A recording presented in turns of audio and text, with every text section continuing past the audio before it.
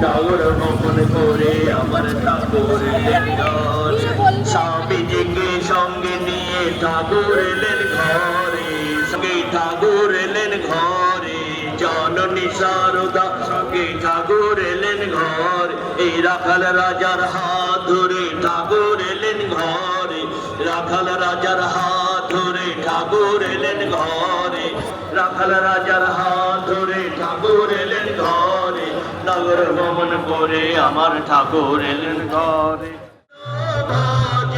সে হয় আমার প্রাণ কৃষ্ণের নাম রে, ভজ রাম কৃষ্ণ জপ রাম কৃষ্ণ, রাম কৃষ্ণের নাম রে, এই যে জানা রাম কৃষ্ণ বাজে, জানা রাম কৃষ্ণ বাজে, যে জানা রাম কৃষ্ণ বাজে, জয় দে শারদা মায়ের নামে, জয় দে শারদা মায়ের নামে, জয় দে মায়ের নামে, জয় দে শারদা মায়ের নামে, জয় দে শারদা মায়ের নামে, জয় দে, জয় দিলে জয়ী হবি মায়ের নামে, জয় দে, জয় দিলে জয়ী হবি মায়ের নামে, জয় দে শারদা মায়ের নামে,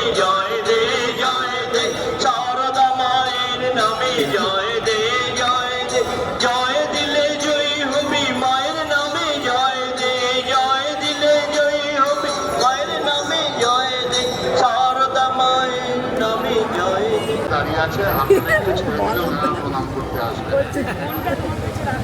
মহারাজদের অনুরোধ করা যাচ্ছে, নিচে গ্রাউন্ড ফ্লোরে পদে আপনাদের জন্য প্রাতরাশের ব্যবস্থা করা আছে, আপনারা দয়া করে একটু এগিয়ে গেলে ভক্তরা খাবার অনুরোধ আছে।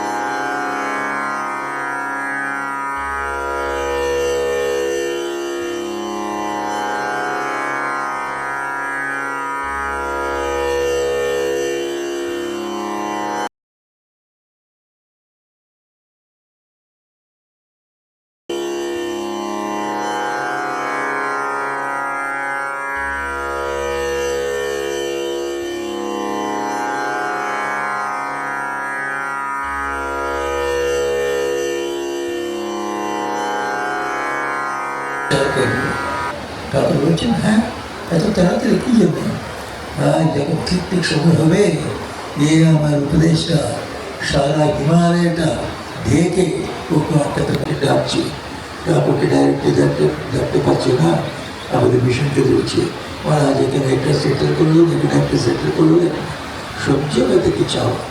তো আমরা বলছি আমাদের সাধু নেই বাবা, না সাধু না হলেও একবার এসে আমাদের উদ্ধার করলাম, পরে তারপর সাধু পাবে, তারপর পাঠাবে। এরকম ঠাকুরের সন্দেশ সারা দুনিয়াকে ঘিরে যাচ্ছে। ঠাকুরই বলেছিলেন এই আমার মূর্তিটাকে, আমার রূপটাকে, ফটোটাকে সব জায়গায় পূজা করবে।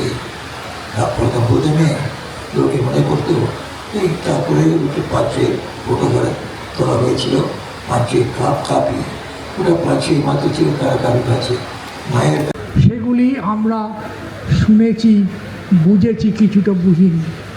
এই যুগে জলজ্জান্ত ভগবান নর শরীর ধারণ করে এসেছেন। এই জন্য নর শরীর ধারণ করলে ভগবান কেমন হয়, কীরকম তার আকৃতি, কীরকম তার রূপ, কীরকম তার ভাষা, ভগবান নিজে এসে দেখিয়ে দেবেন আমাদের মানুষকে। সেই জন্য শ্রেষ্ঠ মনুষ্য সমাজ কীভাবে গঠিত হতে পারে।